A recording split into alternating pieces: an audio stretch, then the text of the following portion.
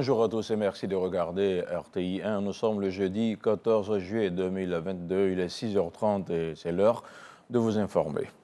Mercredi, à Abidjan, il s'est tenu un conseil des ministres dirigé par le chef de l'État, le président Alassane Ouattara.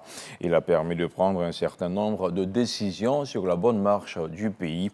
Dans ce reportage, Jérôme Kofi Abolin nous parle des accords de prêt et des dons pour soutenir les filets sociaux. On regarde. Son credo, ne jamais trahir la parole donnée.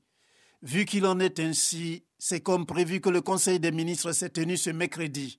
Rencontre naturellement présidée par le président de la République Alassane Ouattara, avec à ses côtés le vice-président Thiemoko Melie Kone, le premier ministre Jérôme Patrick Achi, entouré des membres du gouvernement. Pour eux, chaque session est toujours une nouvelle occasion de trouver les voies et moyens afin de permettre aux populations d'avoir les meilleures conditions de vie.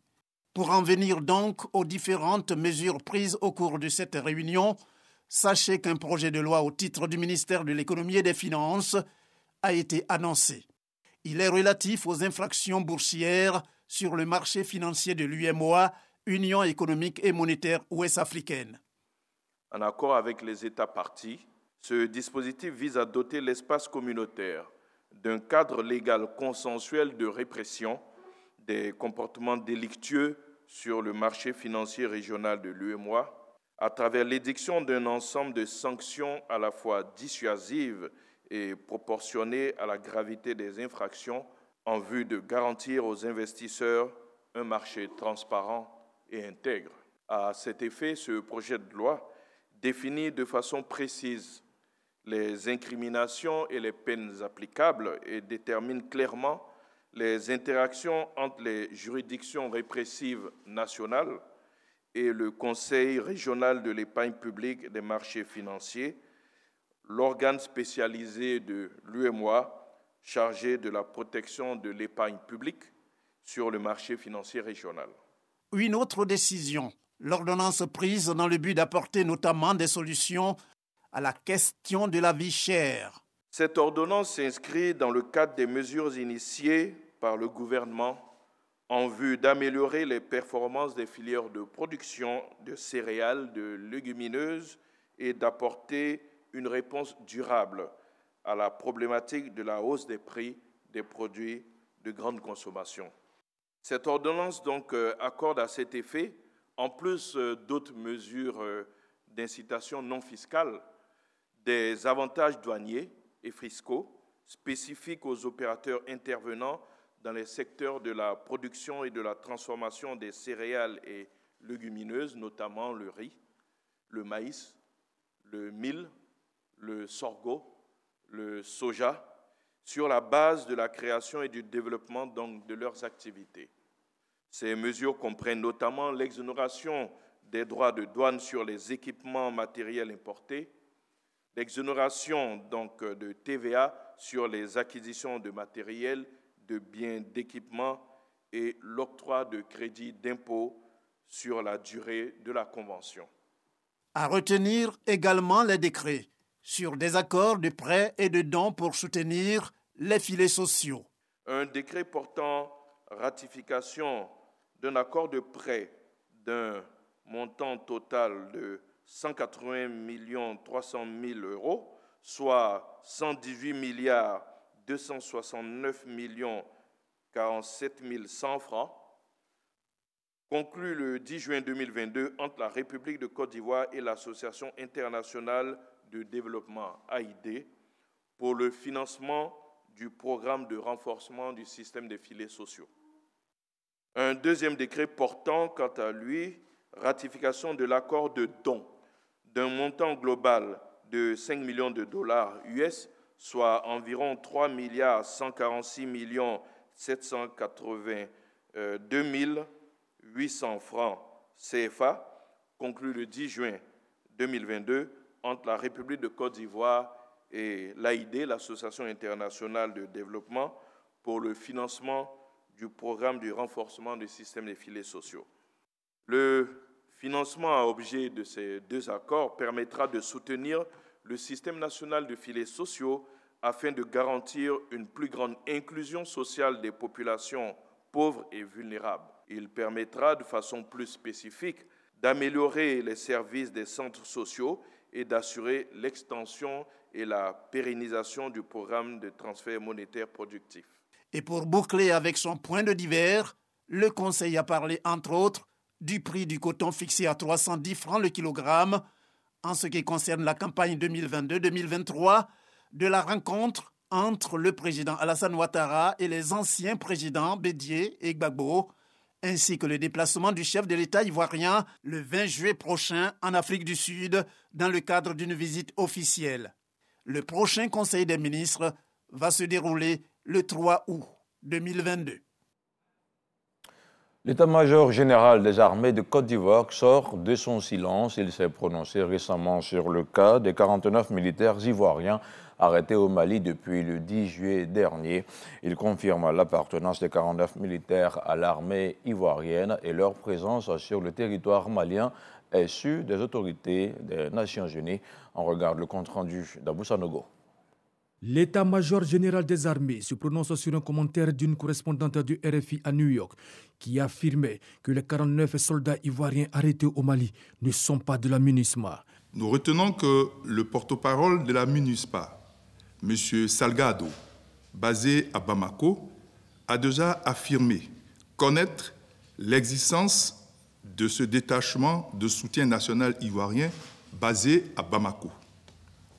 Quant à dire qui ne sont pas enregistrés dans les fichiers de la MINUSMA, je voudrais indiquer que les éléments arrêtés l'ont été à l'aéroport dès leur arrivée et n'ont eu le temps d'accomplir aucune formalité administrative.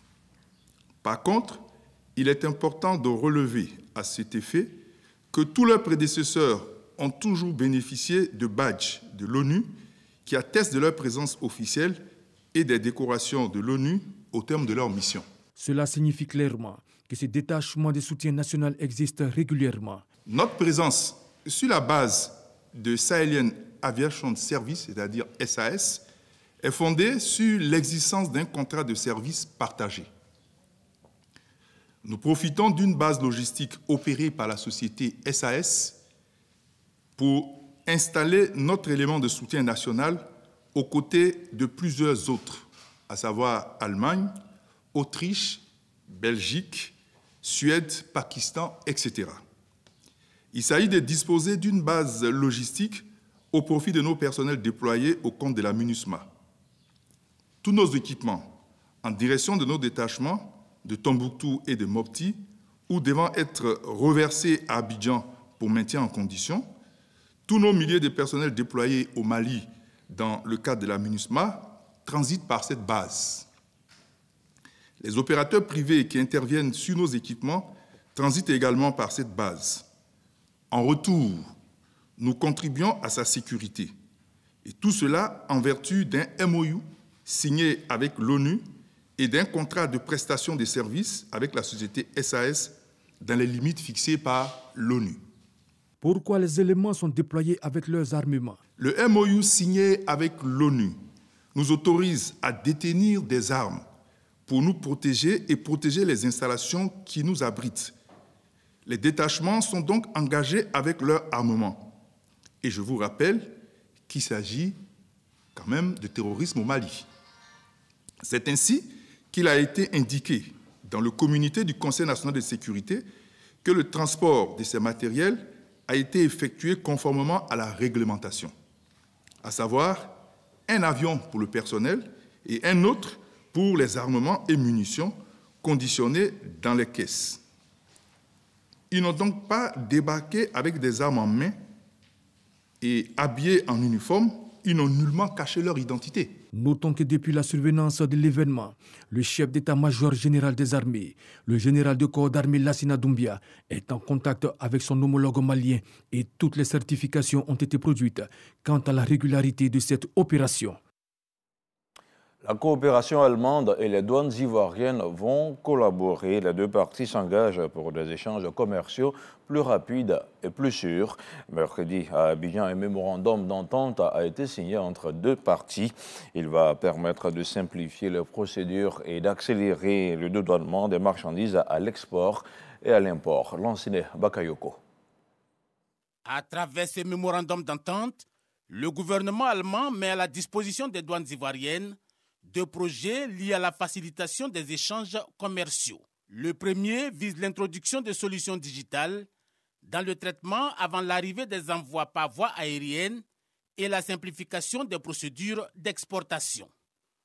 Le second est relatif à l'intégration du mécanisme de décision anticipée sur la classification tarifaire et l'origine des marchandises. Il est attendu que les réformes engagées dans le cadre de ce mémorandum puissent permettre d'accélérer le dédouanement des marchandises à l'import et à l'export, notamment à travers la soumission anticipée du document, la digitalisation de procédures manuelles et l'accroissement de la prévisibilité des opérations. Tout ce dispositif devrait permettre de sécuriser davantage la collecte des droits des douanes et d'améliorer la performance logistique globale de la Côte d'Ivoire, notamment dans son ambition de hub pour le commerce électronique. À travers ce projet, on va gagner en temps et il y aura plus de revenus qui seront générés de la part des opérateurs économiques. On est tous conscients du temps que certaines procédures administratives peuvent mettre dans le traitement avant l'arrivée, avant le départ. On pense qu'à travers ce projet, on aura une réelle valeur ajoutée. Cette démarche cadre avec les initiatives de l'administration douanière qui fait de la simplification des procédures une priorité absolue. Je saisis cette opportunité pour inviter les services douaniers en charge de son opérationnalisation à veiller au respect de ces dispositions et à tirer profit des opportunités que celui-ci offre afin d'optimiser les résultats en matière de facilitation des échanges. Les ressources affectées à ce programme s'élèvent à 650 millions de francs CFA. Pour une meilleure politique de reboisement de nos forêts, le ministre Laurent Tchagba a visité quelques centres de bouturage dans la région de Gagnoa. Il a visité ceux de Téné et de Sangoué. Il s'agissait pour lui de s'enquérir du mode de fonctionnement de ce centre de gestion. Le compte-rendu de Franck Odio. La forêt classée de la Téné, plus de 29 000 hectares et un centre expérimental, celui servant au bouturage de plusieurs essences, s'imprégner du travail réalisé par les experts de la Société du développement des forêts Sodifort et leur impact sur son programme de reboisement par objectif, c'est le sens de la visite du ministre Laurent Tchagba. Plusieurs compartiments sont explorés, les difficultés des agents aussi prises en compte, la même démarche répétée dans la forêt classée de Sagoué.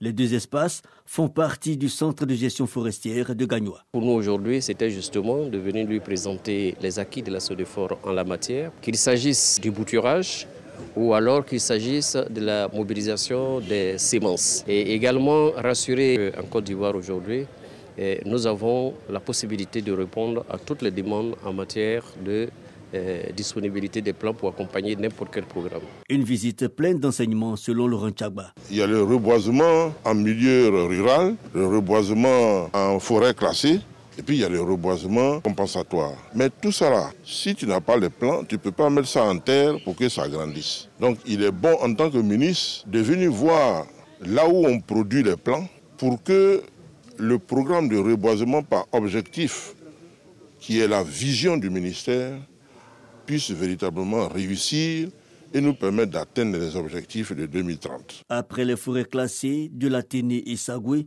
le ministre Laurent Tchagba visitera d'autres entités stratégiques de son département. L'objectif est affiché, atteindre 6 millions d'hectares de forêt d'ici à 2030. En regardant maintenant l'actualité internationale, réchauffement des relations de coopération entre le Niger et le Tchad du 12 au 13 juillet dernier. Le président du Niger, Mohamed Bazoum, était à N'Djamena pour une visite de travail et d'amitié. Il s'agissait de son deuxième séjour au Tchad depuis sa prise de fonction. Mohamed Bazoum et Mohamed Idriss Déby ont longuement abordé la lutte contre le terrorisme dans la région. Ils ont promis redonner un nouveau souffle au G5 Sahel malgré le départ du Mali. La constitution en Tunisie pourrait connaître un changement 8 ans après sa dernière modification. Un nouveau texte proposé par le président Kais Saied qui s'est arrogé les pleins pouvoirs depuis près d'un an pour sortir le pays d'une crise politique. L'opposition et la société civile se méfient du nouveau projet qui marque une rupture avec l'ancien système. L'opposition et les ONG rejettent la nouvelle constitution. Voilà, c'est la fin de ce flash d'information. Merci de l'avoir suivi. On reste ensemble sur RTI 1. Rendez-vous demain, même heure, même chaîne, 6h30.